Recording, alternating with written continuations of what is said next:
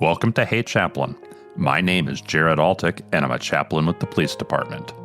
On this special Thanksgiving bonus episode, I asked 3 sergeants from the department I serve to come talk to me about gratitude and the perspective that younger officers need to have to be successful in law enforcement. Among the 3 of them, they have 70 years combined working as police officers, and I am so impressed by how eagerly they were willing to talk about their career and the things that they've learned. Don't miss a bit of this. Here's my episode on gratitude according to police sergeants. So you are a grizzled veteran patrol sergeant. Why did multiple police officers tell me that you were a positive person to come talk to? Well, I'm glad I've had that influence. This is Sergeant Angie Joyce. She's the second most senior sergeant in our entire department. I was surprised, but I try to stay positive. I mean, yeah, we all voice our opinions, but at some point it's like, okay, we need to go out and do our job. And when they come to me and, hey, Sarge, there's a problem, well, let's fix it. So I try to keep people on track and not wallowing in their misery, per se. How many years have you been in law enforcement? Total with my military time, I'm going on 34 years. What units have you worked in? Have you been in patrol your entire career? Been in patrol my entire career until this year. I'm still technically in patrol right now. I absolutely love it. This is Sergeant Kyle Hickerson. He's currently our FOP president. I've looked at many specialized units for several years. I think I've only put in for one. Right after I put in for that, they abolished that unit, and I never got in there. So I Not stayed. Because of you. Not because of me, allegedly. But partly because of me. But it was still a patrol function. It was just a different section of patrol. How many years have you been on? Too many. That's what I always tell people, and they laugh. This is another one of my favorite sergeants, Sergeant Paul Simonich. You're coming up on 20, aren't you? 19. Just flip, 19 and a half, I guess. Have you been in patrol your entire time? Have you ever done any other units or part-time units? I had the great honor and distinction, in my opinion, of being in both SCORE and SOU. And that's our SWAT team. Yes. What's the difference between the two for people outside of our department? They just called it something different. They wanted to rebid it and make it, people were like, why do you call it SCORE? And at the time, it meant, I think, selective crime occurrence reduction enforcement. Oh, wow. Which That's torture. Yeah, you're just like, well, what? So I have to do what now? Yeah. And so they just changed it to SOU, which is short for Special Operations Unit, which is definitely a lot more encompassing. And people kind of, oh, okay, cool, SWAT type stuff. Yes. Yeah. SWAT type stuff. Yeah. 2 different chapters in our SWAT team history. When I got promoted, I promoted out to sergeant in 2017. People would always ask, oh, do you miss the SWAT? Do you miss SOU? And I'm like, you miss the clowns, but not necessarily the rodeo. Yeah. The getting paged out at 4 a.m, and you can't really plan that. It's hard to plan life that, especially with kids, but both kids were born into it, so to speak. Yeah. And How many years were you doing SWAT and SOU? Almost 6 years. What did you appreciate about that? And even though there was difficult schedules and it's not very family friendly, what did you appreciate about that? Some of my best friends I served with in that unit. A couple of guys, we went through the academy together, so we had 5 years of history there. Yeah.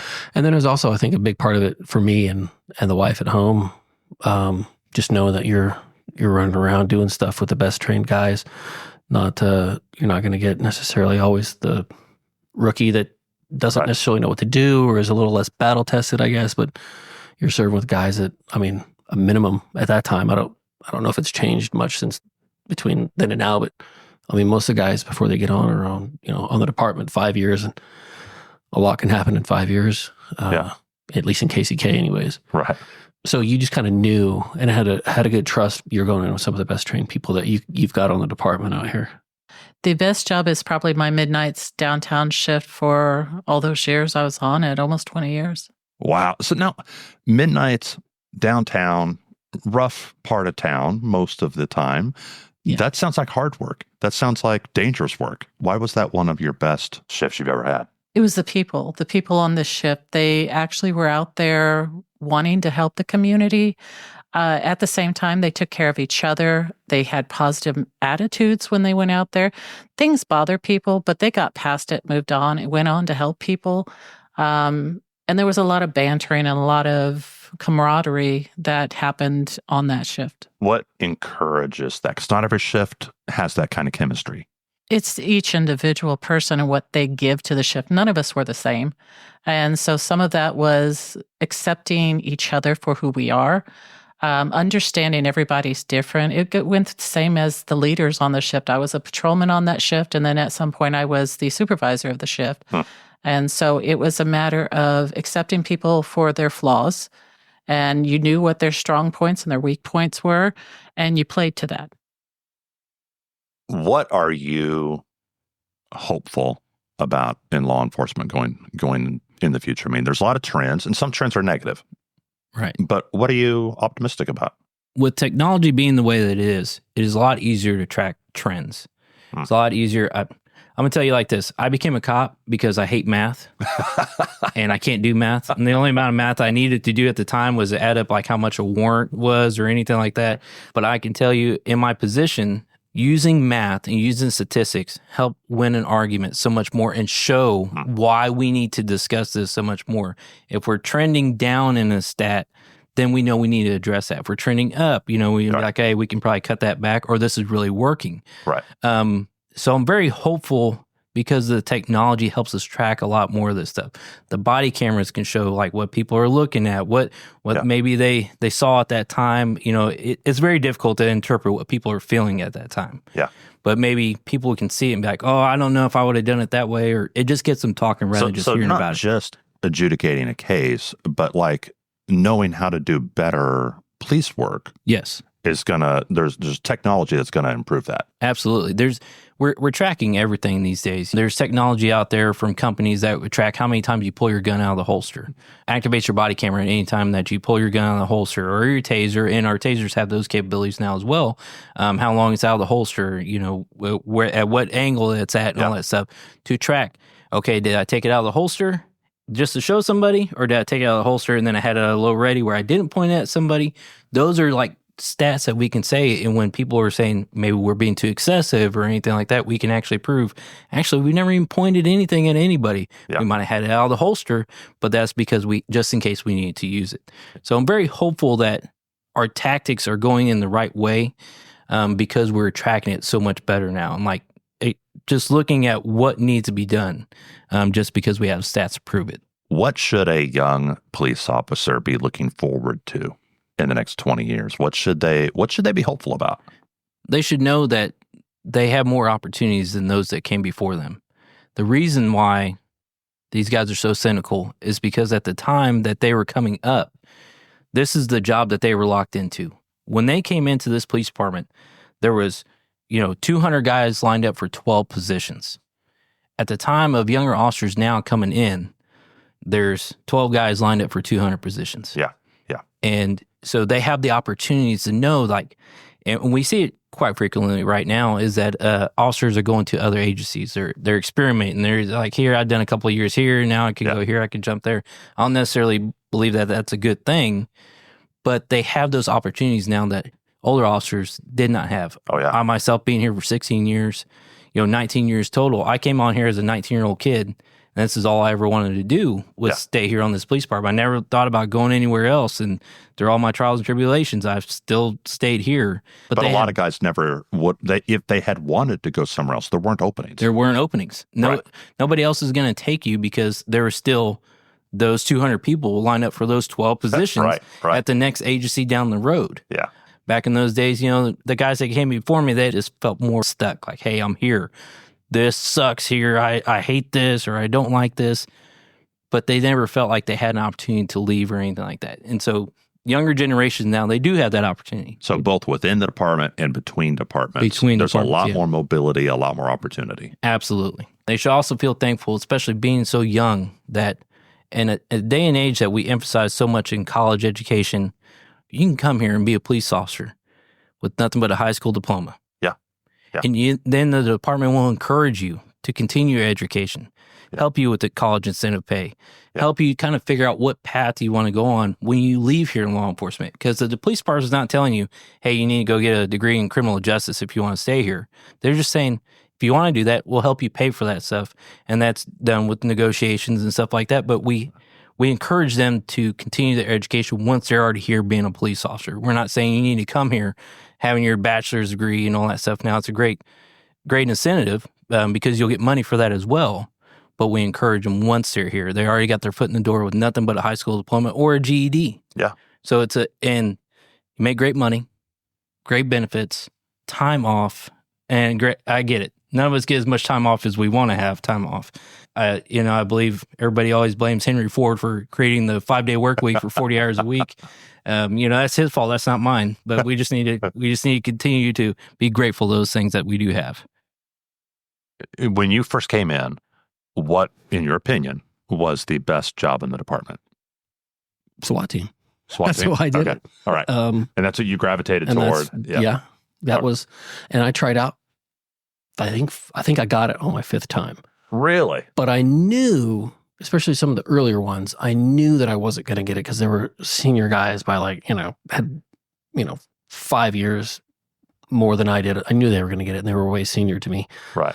But I did it just for the experience. So I'd know what to expect when my time came up to where I was like, okay, I've really got a shot at this one, this go around.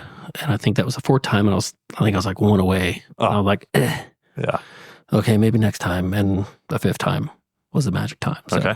Now, almost 2 decades later, what do you think the best job in the department is?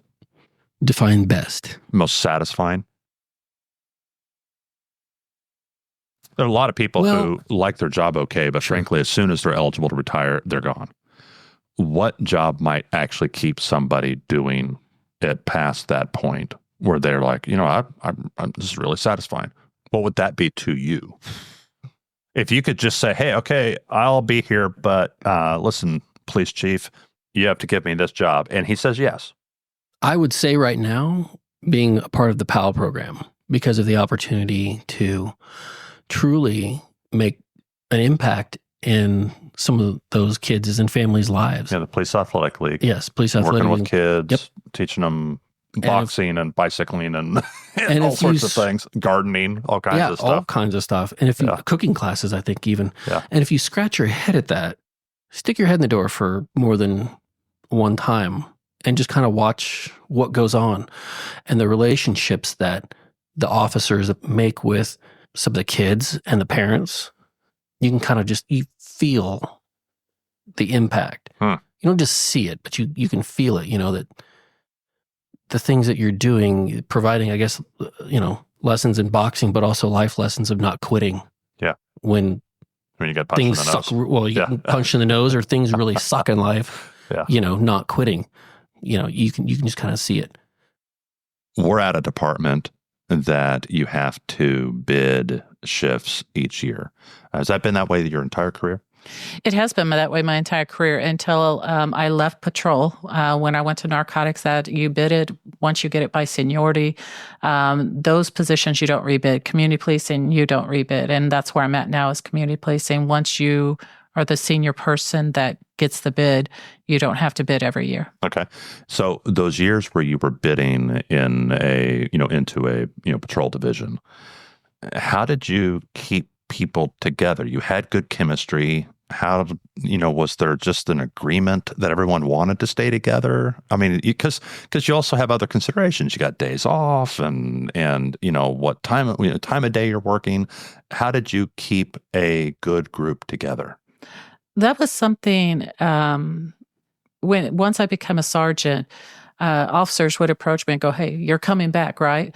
And I'm like, well, if you guys are coming back, I'm coming back. And so it was a conscious effort on everybody on that shift to return. And eventually they were the most senior people, so they didn't even have to worry about if someone took their position. They didn't care about the days off. They bid that shift to be together. Oh, wow. Okay. And after you left patrol, some of those people followed you? Eventually, in once I went to community policing, they're in community policing with me. Some of them have since moved on to other specialty units or retired, or left the department. But the most of them that were with me back then are with me now. How many people would you say you've worked with day in, day out for more than 5 years? Oh, gee, that's going to exceed over 10 people. Okay. How about more than 10 years? I have officers I've worked with 20 years. I'm working to that. Yeah. Oh, yeah. So over 10 years, that's probably still in that same category. Okay. 15 years? We're getting a little shorter, probably about 5. Okay. Over 20? At least 3. Wow. Yeah. And that's tough because people have their own career tracks. They've got to move around different places. People get into a specialized unit and not everybody else can be there. And so that's actually really special. Actually, a lot of your sergeants used to work for me. That's awesome. Yeah, I've sat in service going, okay, they worked for me. Oh, hey. A lot of sergeants used to work for me. So yeah. Well, maybe you're a good influence. Maybe you're the good luck charm that gets people promoted. I don't know. I just know that they're good people. I just hope that I gave them the tools that made them comfortable to go that route. What is a young officer, maybe been on for a few years, starting to get a little bit jaded, a little bit cynical? What are they missing? What should they be more positive about? What are they failing to appreciate? If this was the job that you grew up wanting to do, and you're from, the city that you work in, and especially if it happens to be in the Kansas City area, especially like a more urban area where there's so much to do and so much to impact, I guess, on a daily basis, so many people where you're not, just answering like 911 hangups or alarm calls, where there's stuff to do, there's people being victimized. There's people being victimized. There's bad guys that the detectives say, hey, go find this guy. There's always a list of those people to find, but there's always someone to help. So what are you personally grateful for? I'm grateful for all the people that I work with that have influenced my life in a positive way. Even the ones that weren't so positive, I've learned stuff from them of what I don't want to be or the things I don't want to recreate for the next generation. Yeah, negative example. Yes, absolutely. I am very grateful for the position that I currently hold.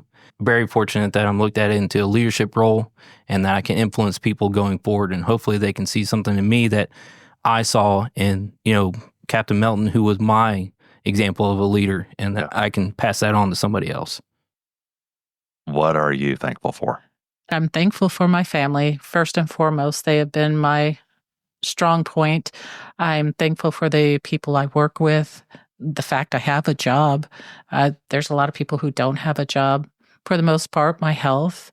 My mother was in a serious car accident this year. By the grace of God, she is still alive. She's in a lot of pain, but she's still alive. I still have her. Most people can't say that. There's so much that you can be thankful for, but as long as we have peace and happiness, I'm good. I want to thank Sergeants Joyce, Hickerson, and Simonich for coming in and talking. I just asked them to give me a few minutes of content on gratitude, and they ended up giving me lots of great content, good advice, career-related advice that I feel like I need to share. So after the new year, you'll get a second round of these 3 sergeants sharing wisdom that I believe everyone ought to hear. This show is a free resource for everyone because of those supporters who are quietly helping me behind the scenes. If you're feeling generous and want to help this show reach more cops, chaplains, and other first responders around the world, please support the show by following the link in the episode description. Thank you for listening to Hey Chaplain, and as always, pray for peace in our city.